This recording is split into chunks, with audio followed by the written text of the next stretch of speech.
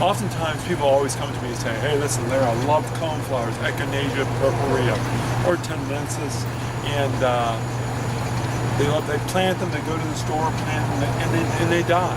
Well, many times when they're the grower is responsible for that. And you can see what I've discovered, that after I planted with seed and grew them from seed myself and put them in containers, I never had any problems. And then I started really looking around at the reason why you have problems with coneflowers. But here's a coneflower right here. I think these are Magnus, well rooted, just doing good. But on a close-up of the coneflower, you can see right here that they buried this plant too deep. And coneflowers are really sensitive to being buried too deep. So I'm going to remove the dirt. That's about an inch.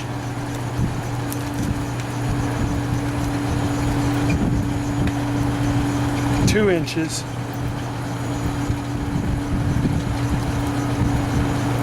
2.5 inches.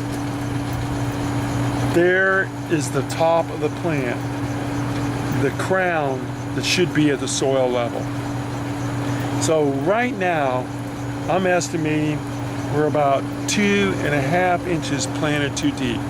So when you plant this in your garden, this portion is going to rot because it's going to get wet. It's going to hold the soil like that up against there, and it's going to die. So you want to inspect. That goes for a lot of other plants, trees that are planted too deep in the container. The nursery guard plops them in there. They decide to fill that void up, and they put the soil on top of the plant. It can survive somewhat in a container because this area dries out quickly, but if it's in the indigenous soil, no. And we're still even going down further. Here's one right here. That's one. Let's grab another one just to say there's not a chance of just that one particular one. But here's another coneflower, and